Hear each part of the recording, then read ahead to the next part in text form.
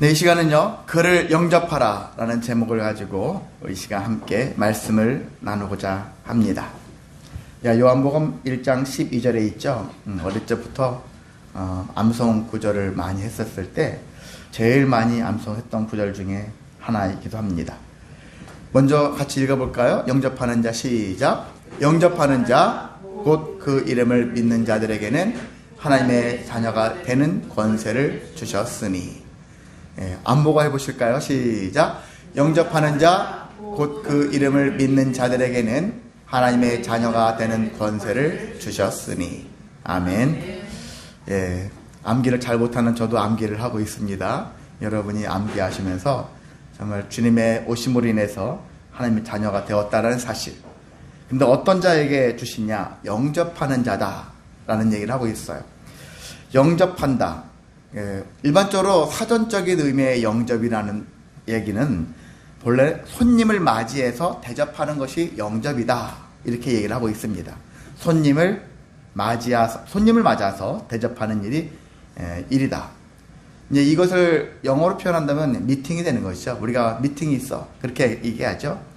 네, 우리가 성경 여기에서 영접이라고 했었을 때 이 영접은 좀 다른 의미로 쓸 수가 있습니다. 영어로 본다면 received him, 그렇게, 또 아니면 believed him, 이런 식으로도 표현할 수 있어요. received him, believed him, 받아들인다, 믿는다, 그를 믿는다, 그를 받아들인다. 영접이라는 의미가 그런 의미가 있는 거거든요. 그를 받아들이거나 그를 믿는 것.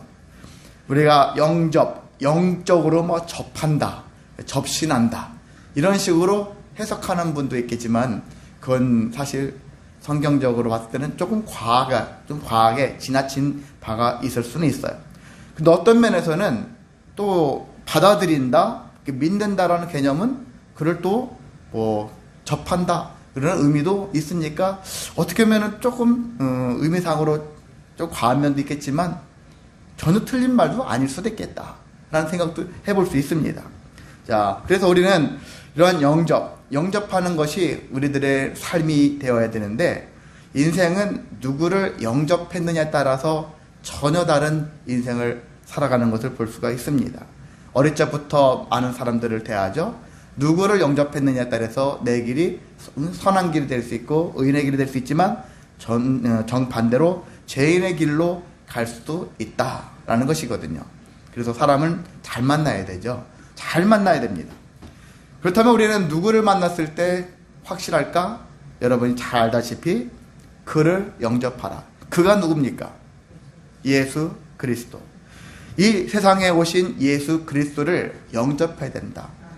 다른 건 몰라도 예수님을 영접하는 것이 나한테 가장 큰 과제이고 가장 중요한 일이다 라는 것들을 가슴 깊이 새기면서 살아야 하는 것입니다. 이거 예수님을 영접하는 것은 나중 일이야. 사람들은 중요한 일은 어떻게 보면 나중에 하고서 그냥 다른 것부터 막 하고서 중요한 것을 뒤로 미룰 때가 있겠지만은요.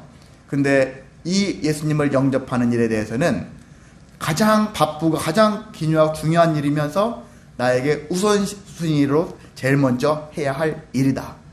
가장 먼저 하고 가장 중요한 일이다 라는 얘기죠. 그러니까 최고로 중요한 일이다. 그런 것이기 때문에 예수님을 영접하며 살아야 한다는 것입니다.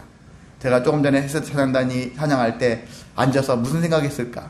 이들의 찬양을 들으면서 그래, 저도 갓난아기 때부터 교회를 나가서 저도 어머니가 나갔기 때문에 저도 따라서 어쩔 수 없이 나가게 된 거지만은, 그렇지만 그것이 계기가 되어서 하나님을 믿게 되었고 예수님을 믿게 되었고, 그래서 지금 목회자의 길로 가기까지 이렇게 인도되어졌는데요.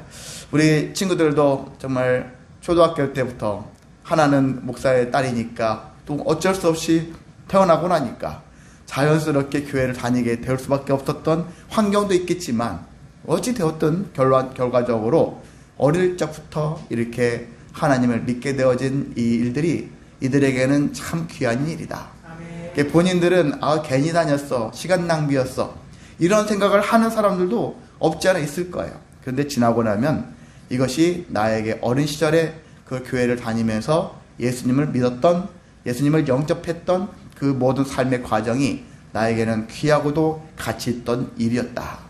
라는 것들을 고백하는 날들이 분명히 올 거라고 믿습니다. 그래서 사실 어른이 되어서 교회 나가서 예수님 믿는 것보다 어릴 적에 교회를 다녔었는데 중간에 세상 일에 바빠서, 세상이 때로는 좋아서, 그래서 거기에 빠졌다가 신앙을 접고 다시 주님께 나아가는 확률이 더 빠르거든요. 더 좋습니다. 그런 면에서, 그래서 여러분이 어릴 적부터, 때로는 태어날 때부터 하나님 앞에 하나님을 믿고 예수님을 영접하는 삶이 그냥 귀한 일이다라는 것들을 고백하시고, 그래서 우리가 날마다 지금이라도 예수님을 영접하는 것이 가장 빠르다라는 것들을 기억하시면서, 예수님은 하여튼 우리가 그 누구보다 더 빨리 영접하는 것이 가장 귀한 일이다라는 것들을 그것만 기억하셔서 그렇게 살아가시기를 소망합니다. 자, 그럼 우리가 예수님에 대해서 얘기를 그동안 많이 들었겠지만 성경에 있는 것들을 바탕으로 더 구체적으로 한번 왜 예수님을 영접하셔야 될까? 그때 이 땅에 오신 예수님은 도대체 어떤 분일까?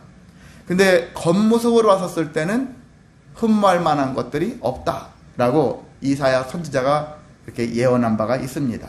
아주 오래전에, 예수님이 태어나기도 훨씬 오래전에 이사야라는 선지자가 이사야서 53장 2절에 이렇게 얘기하고 있거든요.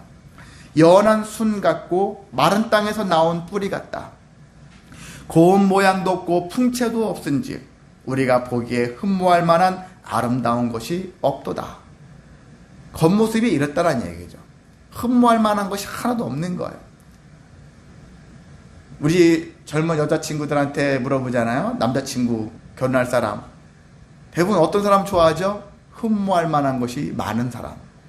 키 크고 잘생기고 실력 좋고 능력 많고 집안 빵빵하고, 일종의 이런 것들을 흠모할 만한 것들이 많을수록 그 사람에게 더 많이 끌리죠.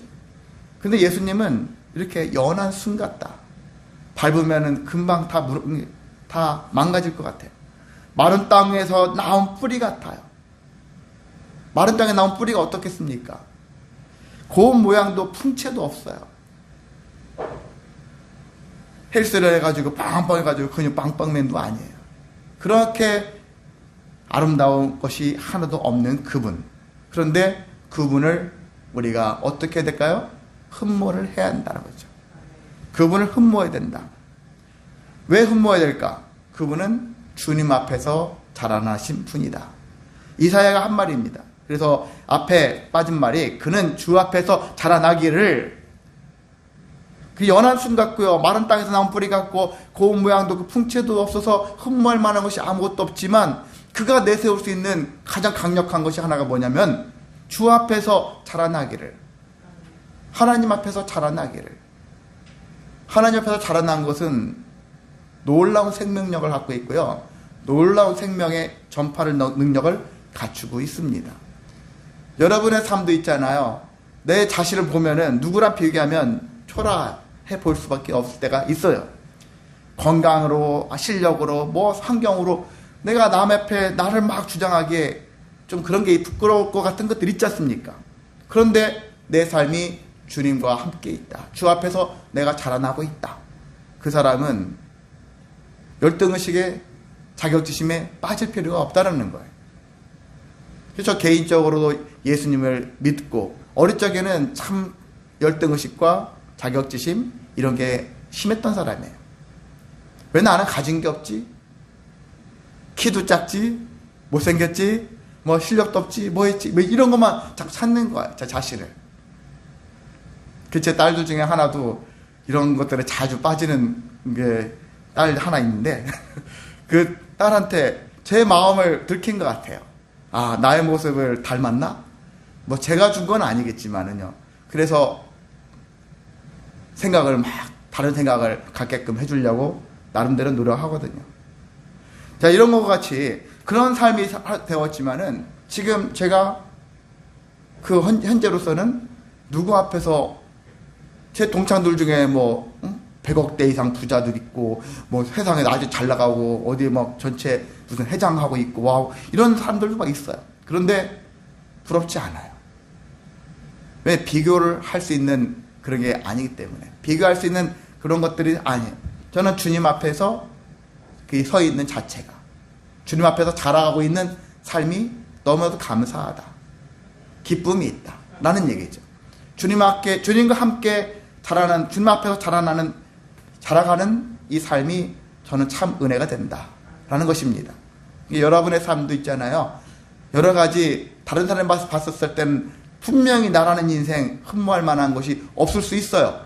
그래도 두려워하지 마시고 낙심하지 마시고 주님 앞에서 더욱 잘 자라가시기를 소망합니다. 아멘. 그러한 사람이 이 땅에서 모든 것들을 이겨낼 수 있고 감당해낼 수 있는 힘과 지혜와 능력이 있습니다. 아멘. 자, 주님 앞에서 자라나신 예수님.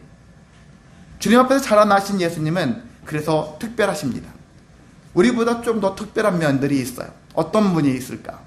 첫 번째는 그분은 동정녀에게서 탄생하셨다.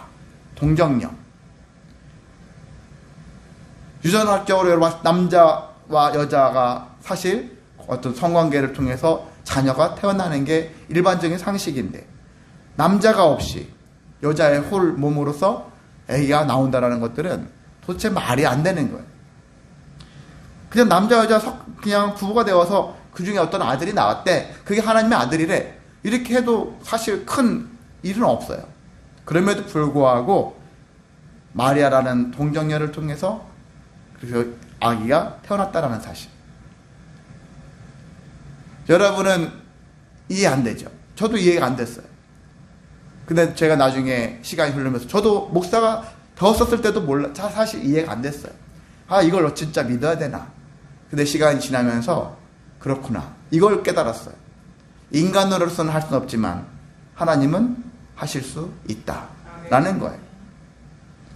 우리는 우리 생각을 하는 거예요. 내가 보는 입장에서 생각을 하는 거죠. 판단한 것이죠. 여러분이 세상의 모든 것들을 다 아십니까? 이 지구에 대해서 아십니까? 이 우주에 대해서 아십니까? 어떤 걸 보니까 우리가 지구에 대해서도 몰라요. 바다에 대해서도 아직 몰라요. 많은 지식을 갖고 있다고 해도 모르는 게 천재예요. 근데 하나님은 모든 걸 하실 수 있다라는 것들을 염두에 둔다면 실제 생물학적으로도 있잖아요. 인간이 아닌 다른 동물계, 여러 식물계를 봐도 어떻습니까? 혼자서 알 낳고, 새끼 낳고 하는 것들도 꽤 있어요. 모든 건 남, 여, 한마디로 순놈과 암놈이 있어야지 새끼가 나온다. 그게 가장 일반적인 거지만 그렇지 않고 혼자서 새끼를 임신하고 출산하는 동물들도 있단 말이죠. 희한하지 않습니까? 하나님께서는 하실 수 있는 분이에요. 그래서 우리가 못한다고 생각하고 그래서 못 믿겠다. 그렇게 생각할 뿐이지. 그래서 여러분의 생각을 깨시기 바랍니다. 이것도 지난번에 주일날 그렇죠. 선입견과 편견을 깨트려라. 하나님께 나아가는 자는 선입견과 편견을 깨트리면 깨트릴수록 하나님을 더 깊이 만날 수가 있어요. 믿음은 깨트리는 거예요. 내가 생각했던 것으로, 내가 느꼈던 것들로 나가는 것이 아니라 다 깨지고 무너져서 하나님을 만나면서 그렇구나. 인간은 할 수 없지만 하나님은 하실 수 있다. 라는 것들을 믿어야 되는 것입니다. 자, 두 번째는 동방박사들로부터 황금과 유향과 모략, 이 세 가지 예물을 받으신 분이에요. 그 어떤 자가 정말 초라한 거예요. 마구간에 태어난 예수님. 누구나 거들떠보지도 않을 수 있는 그런 존재예요. 그런데 그 전부터 동방박사가 그걸 알고서 여기에 와서 직접 와서 황금, 유향, 모략이라는 예물을 드림으로 경배를 했더라. 세상에 임금이 태어난다는 거죠. 이스라엘의 임금이, 새로운 임금이 태어난다는 사실을 알고 그래서 그들이 친히 이스라엘 땅까지 와서 그래서 세 가지 예물을 드렸다라고 기록하고 있습니다. 그뿐만이 아닙니다. 세상에서는 가장 낮은 신분이 누구예요? 당시에 목자들이에요. 목자들인데 이 사람들은 자기들이 직접 자기들의 양이 아니죠. 위탁받아가지고 관리하는 자들이에요. 이런 제일 천대받는 그런 존재들이 목자들이었습니다. 이 목자들이 어느 날 천사들이 찾아와가지고 화면 양치고 있는데 너희를 위하여 구주가 나셨다. 이 소리를 듣고 천사가 지시한 곳으로 갔어요. 갔더니 정말 아기 예수가 있습니다. 그래서 그곳에서 그 아기 예수께 경배를 엎드려 경배해 드렸다 말하고 있죠.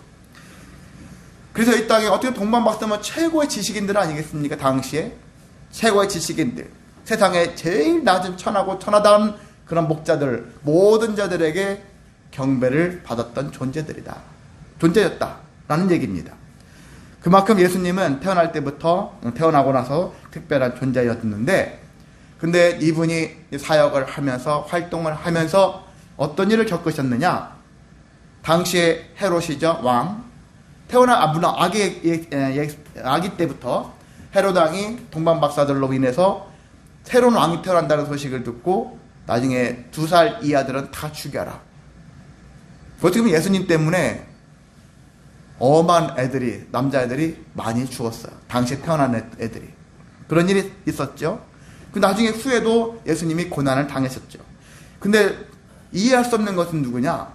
당시의 대제사장, 서기관, 율법교사, 바리새인, 이런 종교 기득권자, 종교 지도자들, 이런 사람들에게 멸시천대를 당한 거예요. 다른 사람도 아니라 하나님을 믿는 자들이 오히려 예수님의 오심을 반기지 않은 거예요. 그들은 늘 대망 사상이라는 건 존재했어요. 대망, 바란다라는 거예요. 바라고 소망하면서 기다리고 있는 거예요. 큰 소망, 무엇입니까? 메시아가 너희에게 임한다, 오신다. 우리에게 메시아가 온다. 우리를 구원할 자가 오신다. 그렇게 늘 수천 년 전부터 계속해서 내려온 그런 마음을 가지고 왔는데, 정작 예수님이, 하나님의 아들이 왔는데 당신은 아니야. 그렇게 생각하면서 판단하고, 예수님이 인기가 높아지니까 무슨 마음이 들어옵니까? 시기하는 마음이. 그래서 표면적으로 예수님이 죽은 이유는 세상을 혼란하게 했기 때문에 죽었다, 그게 아니에요. 예수님이 나타나서 세상에서 막 가르치시고 병도 고치시고 귀신도 쫓아내시고 이런 역할을 하셨을 때 많은 사람들에게 인기가 엄청 커졌어요. 그래서 종교 지도자들 있잖아요. 바리새인 같은 사람들, 대제사장 같은 사람들, 이런 사람들이 나에게 인기가 나한테 왔어야 되는데 예수한테 다 쏠리니까 어떤 마음이 들어요? 저자를 죽여야 되겠다. 시기 때문에. 당시에 빌라도 총독도요, 이들이 예수를 죽이라 했었을 때 왜 죽이라 하는지 그 진실을 알았거든요. 성경에도 저들이 예수를 시기했기 때문에 죽이려고 하는구나. 그래서 처음에 안 죽이려고 했던 거예요. 죄가 없다. 근데 하도 죽여라. 근데 예수를 안 죽이면 밀란이 일어날 것 같아요. 소요가 일어나가지고 나라가 시끄러울 것 같아요. 그럼 자기가 흔히 총독이 아니잖아요. 총재가 아니잖아. 저기 황제가 아니지 않습니까? 이스라엘 땅에 맨날 시끄러 하면은 로마 황제가 야, 너 그만둬. 그것도 하나 관리도 못하고. 총독 입장에서는 그래서 잘 관리를 해야 되는 거예요. 나라가 조용해야죠. 자기가 관리하는 나라가. 그러니까 야, 그냥 예수 하나 죽여야지, 그냥 내어주는 거예요. 이렇게 되어졌다는 것을 볼 수가 있습니다. 자, 예수가 바로 그렇게 되어졌던 존재입니다. 그런데 이 예수는 그래서 우리가 뭐라고 하냐면 슈퍼스타다. 옛날 나우나라는 가수가 그런 얘기를 했었거든요. 슈퍼스타의 자질은 뭐냐면 30%의 아주 열렬한 나를 지지하는 자가 있어야 되고, 그 다음에 30% 나를 엄청 막 미워하고 싫어하는 반대파가 있다라는 거예요. 그럼 40%는 그냥 일반적으로 좋은 느낌으로 받아들이는 사람들.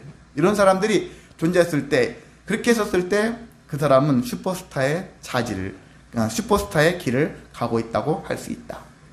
그래서 가수들이 봤었을 때 열렬하게 좋아하는 사람도 있지만 그 사람만 나오면 괜히 싫어하는 사람도 있거든요. 그만큼 뭐냐면 호불호가 갈린다 라는 얘기인데, 예수님은 그랬던 분이죠. 약하고 연약하고 부족했던 사람들 입장에서는 우리의 모든 걸 채워주실 분으로 사람들에게 열렬한 환호를 받았지만, 이러한 왕이나 대제사장이나 바리새인 이 종교 지도자들과 그들을 따르는 무리들은 예수를 핍박하고 예수를 죽이려고 했던 존재들이었다. 여러분도 예수님처럼 똑같이 살라는 얘기는 아닙니다. 사람마다 기질가 다 다르기 때문에 우리가 호불호가 강하게 나타나는 인생을 살 수는 없어요. 이게 마치 우리가 모두가 이렇게 살아야 될 필요는 없지만은 하여튼 예수님은 그러셨던 분이다. 근데 일반적으로 흔히 좀 이런 표현이 그렇지만 큰 일을 하는 사람들은 호불호가 좀 갈리는 사람들이 대체적으로 많긴 하다. 라는 특징이 있기도 합니다.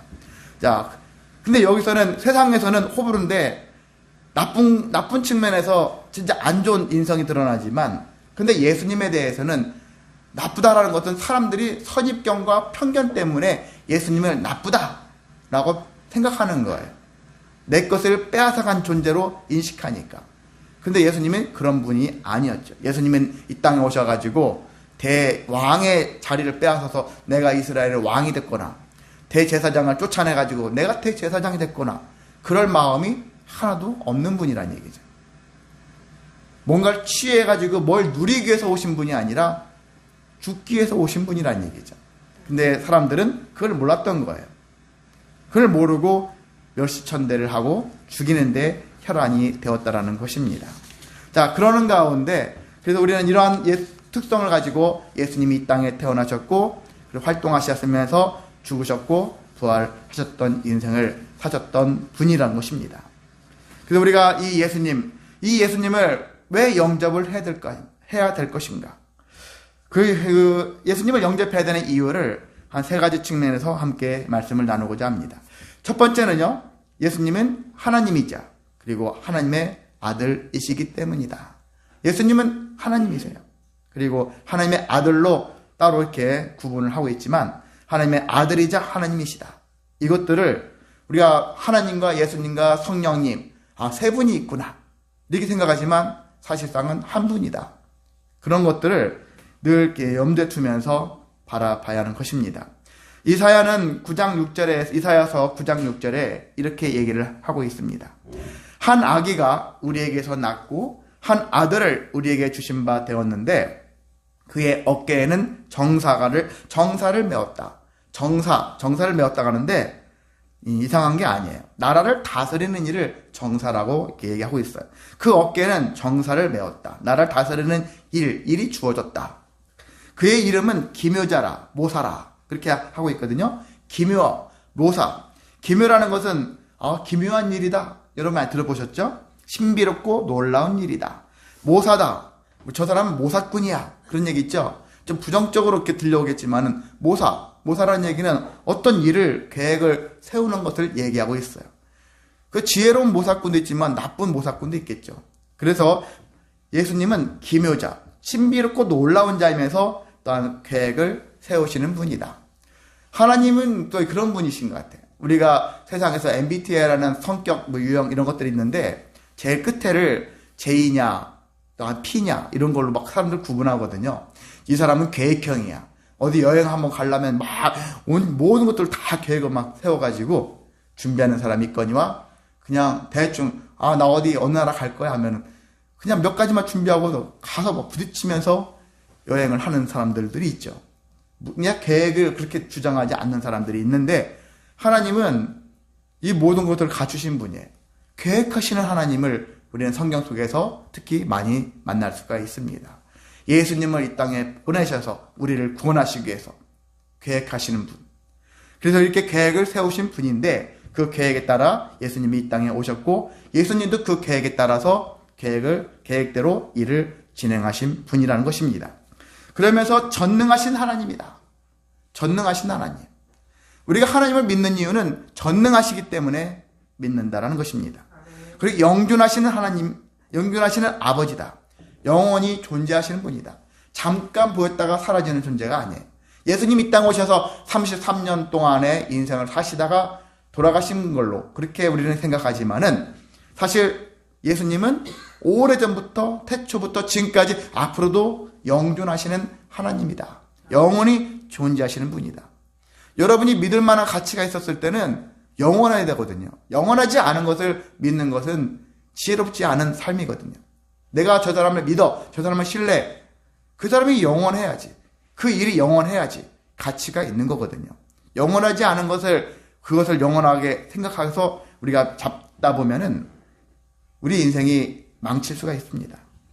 그러면서 평강의 왕이라고 얘기하고 있습니다. 평강의 왕. 세상이 줄 수 없는 평안. 예수님으로부터 우리가 얻을 수가 있죠. 세상에서도 많은 평안이 있어요. 그런데 예수님이 주시는 평안을 우리가 누릴 줄을 알아야 한다는 것입니다. 예수님을 통해서 얻는 평안. 예수님이 그 평안을 우리에게 주시기 위해서 십자가에 못 박혀 돌아가셨다라는 그 사실을 기억하면서 그래서 세상에 줄 수 없는 평안이구나. 예수님이 죽어야지만 줄 수 있는 평안이기 때문에 그렇잖아요. 그래서 우리도 소망이나 자유도 주님이 주시는 자유, 주님이 주시는 소망 이런 것들을 통해서 이 땅에 오셨다라는 것들을 얘기하고 있습니다. 그래서 예수님은 이렇게 기묘하고 신묘한 존재이면서 전능하신 분이면서 그리고 하나님이자 하나님의 아들로서 이 땅에 오신 분이고 오늘 본문에도 1장 18절에 아버지 품속에 있는 독생하신 하나님이 나타내신 것이다. 아버지 품 안에 예수님의 아들로서 혼자 독생하신 분이었는데 그분이 세상에 육체를 가진 자로서 나타낸 것이다 라는 얘기죠. 사람들은 그냥 의미성을 관념적으로만 추상으로 생각하면서 그냥 어떤 신이 있을 거야 막연하게 생각하죠. 하나님도 우리도 솔직히 본 자가 없잖아요. 근데 예수님이 이 땅에 오셔서 뭐라고 합니까? 나를 본 자는 곧 하나님을 본 자다. 그렇게 얘기를 하고 있어요. 하나님을 본 자라면 나를 하나님의 아들로서 하나님으로서 인정할 것이다. 이런 두 가지가 다 성립되어지는 얘기를 예수님이 하신 바가 있는데 그렇습니다. 여러분이 저는 솔직히 우리는 2000년 그때 당시에 이스라엘 백성들 중에 상당수는 예수님을 만났겠죠. 근데 우리는 지금도 예수님을 몰라요. 못 봤죠. 못 봤어도 우리는 믿음으로 예수님을 만나고 있고 그 믿음으로 예수님을 만남을 통해서 그 믿음으로 의해서 하나님을 또한 만나고 있다. 볼 수 있었다. 라고 고백할 수가 있습니다. 이와 같은 믿음의 그런 삶으로 나아가시기를 소망합니다. 자, 두 번째는요. 구원받기 위해서라는 것입니다. 예수님이 이 땅에 오신 이유. 이유는 많아요. 오셔서 한 일이 많잖아요. 그런데 가장 큰 일은 구원입니다. 영혼의 구원을 위해서 오셨다. 하나님이 자기 아들을 이 땅에 보내셔서 십자가에 못 박혀서 죽게 하는 일을 안 하고도 우리의 영혼들을 위해서 많은 은혜를 베푸실 수도 있어요. 그런데 죄의 문제로 인해서는 문제가 있어요. 죄 문제는 누군가가 대신 죄의 값을 치러야 한다는 거예요. 죄값을 치르지 않고서는 우리에게 은혜나 여러 가지 선물을 주실 수가 없다는 거예요. 죄값이 죄의 문제가 해결되어야지만이. 근데 예수님이 이 땅에 오셨던 이유 바로 구원인데 우리가 이스라엘 사람들은 메시아가 오실 것이다. 근데 이 메시아의 뜻이 뭐예요? 구원자라는 뜻이에요. 그리스도라는 얘기인데 그리스도라는 기름 부음을 받는 자라고 하는데 이 또한 그리스도라는 말 안에도 메시아랑 같은 의미로서 구원이 포함되어 있는 낱말이거든요. 그리고 우리가 예수님 얘기하는데 예수와 여호수아 우리가 구약에서는 여호수아 모세의 후계자 여호수아잖아요. 여호수아를 이렇게 함축적으로 이렇게 그들의 발음식을 하면은 예수아 그렇게 얘기하면서 지금의 신약으로 왔을 때는 우리 예수처럼 발음하기도 한다는 것입니다. 우리가 예수라는 의미의 단어도 어떤 뜻을 갖고 있죠? 자기 백성을 저희 죄에서 구원할 자다. 구원이란 말이 들어가 있는 거예요. 그래서 예수님은 어쩔 수 없이 그의 이름 안에도 구원한 자, 구원할 자 그렇게 이름이 들어가 있습니다. 이 땅에서 오셔서 그래서 죄인들을 구원하신 예수님. 그래서 이 예수님을 믿는 자들에게는 하나님의 자녀가 되는 권세를 주셨다. 하나님의 종이 되는 은혜를 주셨다. 그래서 우리가 어떻게 됐습니까? 예수님을 믿는 자들은 받아들이는 영접하는 자들은 성전이 된다는 얘기죠. 성전이 되신 예수님이 내 안에 들어오셔서 내가 성전이 되어진다. 이건 중요한 얘기입니다. 다른 교회에서 많이 얘기하지 않는 거예요. 사실 그렇게 목회자들이 거기까지 관심 없는 분들도 있을 수 있어요. 정말 중요한 거예요. 제가 목회자들 목사 되려고 하는 분들에게 논문 과제를 줄 때 이 문제를 꼭 주거든요. 구약에는 예루살렘 성전, 솔로몬 성전이나 스룹바벨 성전이나 헤롯 성전처럼 건물 성전을 중심으로 하지만 예수님이 오신 이후에는 건물 성전은 끝났다. 뭘로 바뀌었습니까? 예수님이 성전으로 우리에게 오셨다.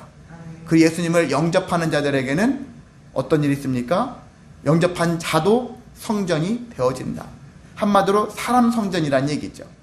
그래서 건물에다가 어떤 입구에다가 어떤 대형 큰 교회들은 무슨 성전 하잖아요. 예루살렘 성전, 안디옥 성전 뭐 해가지고 건물에다가 출입문에다가 이름 붙여놓는데 엄밀하게 말하면 잘못된 일이에요. 예수님을 욕먹이는 일이죠. 예수님을 밀어내고 건물 성전에 여전히 마음을 두는 일이라는 것이죠. 이건 예수님이 이 땅에 오셨을 때는 건물 성전을 버린 거거든요. 건물 성전을 더 이상 추구하지 않으세요. 건물 성전이 아니라 인간 성전, 예수님을 모신 자로서의 인간 성전이 더 중요하다. 그래서 건물 위주의 그러한 신앙생활이 아니라 내 안에 계신 예수 성전으로 말미암은 인간 성전의 삶을 살아내야 한다는 얘기죠. 그래서 성전은 이미 어떻게 됩니까? 성전은 거룩해야 되잖아요. 그 내가 거룩해야 되는 거예요. 레위기서 11장 45절에 있는 것처럼 하나님이 내가 거룩하니 너희도 거룩하라. 우리가 거룩해야 될 이유가 내가 성전이니까. 예수님이 안 계시면, 예수님과 영접하지 않으면 우리 성전이 아닙니다. 예수님을 영접했었을 때 비로소 성전이 된다라는 사실을 여러분이 기억하셔서 우리가 성전으로서 또한 교회로서 우리를 불러주셨다는 사실을 기억하셔서 예수님이 이렇게 나를 구원하셔서 하나님의 성전으로 또 하나님의 교회로서 이렇게 세워주셨다라는 것들을 기억하시기를 소망합니다. 자, 그리고 세 번째는요, 예수님의 충만하심에 영향을 받기 위해서 우리가 예수님을 영접해야 한다는 것입니다. 자, 예수님의 충만하심은 무엇이 있을까? 여기 뭐 독생자의 영광이 충만하다 그렇게 얘기하고 있습니다. 독생자의 영광이 충만하다. 14절에 이렇게 보면은 독생자의 영광, 16절에도 다 그의 충만한 데서 받으니 이런 말이 있죠. 예수님은 다 충만하신 분이에요. 어느 하나 빠질 것 없이 모든 게 충만하신 분이다. 우리는 늘 부족하다고 느끼잖아요. 이것도 부족하고 저것도 부족하고 하나가 채워진 것 같은데 다른 게 뭔가 부족하고 늘 이런 마음을 가지고 사는데 그런 각 사람마다 다 달라요. 나는 돈이 부족해. 나는 건강이 부족해. 나는 실력이 부족해. 나는 생김새가 부족해. 여러 가지를 막 생각하겠죠. 그런데 그 부족하지만 여러분이 주님께 나아가면 그 부족한 것들이 채워진다라는 거예요. 주님의 은혜로 채워지는 역사가 있습니다. 그 은혜, 그런 것들을 우리가 누려야 된다는 얘기죠. 삶 속에서 부족함, 늘 부족합니다. 그럴 때 주님께 나아가시길 원합니다. 그 부족한 것들이 주님으로 말미암아서 채워지시는 그런 은혜가 있기를 원합니다. 근데 무엇이 제일 충만하시냐? 그냥 대표적인 게 뭐냐면은 은혜와 진리가 충만하다. 여기 근처에도 은혜와 진리 교회가 있죠. 참 교회 이름, 저희 교회 이름도 좋아요. 그런데 은혜와 진리 교회도 참 좋은 것 같다. 예수님으로 대변할 수 있는, 예수님을 표현할 수 있는 거죠. 은혜와 진리가 충만하다. 여기도 은혜와 진리가 근데 왜 두 가지인데, 이것은 구원이라는 입장에서 봤었을 때 진리가 충만하다는 얘기 뭐냐면, 진리가 충만할수록 어떤 일이 생기냐면요, 저 사람의 죄의 유무를 많이 보게 될 수밖에 없어요. 진리, 일종의 법이죠. 법이 근데 하나님 말씀, 율법적인 말씀 같은 것들이 내 머릿속에 가득해봐요. 그래서 법을 사람들 볼 때마다 법의 그 공식으로 사람들을 보는 거예요. 아, 저 사람은 지금 무슨 죄를 졌구나. 이렇게 생각할 수 있다는 얘기죠. 경찰이나 검사들이 사람들을 보는 관점이 뭐예요? 그들의 시각은 늘 죄를 짓냐 안 짓냐, 그것들을 판별하기 위해서 늘 혈안이 되어서 사는 사람들이기 때문에 딱 보면은 우리보다 훨씬 그런 눈썰미가 뛰어나요. 저 사람이 지금 무슨 짓을 하려고 하는지 그 동기부터 제대로 잘 파악할 수 있는 능력이 엄청 뛰어나거든요. 하나님은, 예수님은 그런 분이에요. 우리가 어떤 마음을 가지고서 인생을 살아가려고 하는지, 의의를, 믿는 일을, 선한 일을 가까이 하려고 하면 살려 하는지, 죄를 가까이 하며 살려 하는지, 그런 것들을 하는 예수님께서는 그런 능력이 뛰어나신다는 얘기죠. 그래서 우리가 죄 가운데 있으면 죄에서 벗어나기 위해서 벗어나라 이렇게 말씀하고 계십니다. 그래서 죄를 만약에 멀리 하라고 했는데도 불구하고 계속 죄를 가까이 하면 그것에 따른 심판을 당할 수밖에 없다. 진리 안에도 그런 게 있거든요. 우리 법전 안에도 죄를 지었을 때는 이 사람은 징역 몇 년에 처한다, 뭐 이런 내용도 있지 않습니까? 그런 거와 같이 진리 안에도 우리의 인생의 결말이 어떻게 흘러갈 것인가에 대한 말씀들이 있다는 얘기죠. 근데 그렇게 되어진다면 이 세상에 있는 모든 사람들은 다 죄인이기 때문에 한마디로 지옥에 갈 수밖에 없다. 근데 하나님께서는 우리에게 은혜를 베푸시기를 원합니다. 예수님을 통해서. 그래서 예수님을 믿는 자들에게는 은혜가 있다. 어떻게 해요?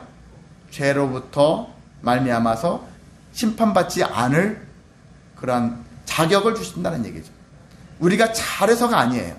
죄를 짓지 않으려고 해서 그런 게 아니라 예수님을 믿었다라는 그 사실 하나만으로도 하나님이 더 이상 죄를 묻지 않는다는 얘기죠.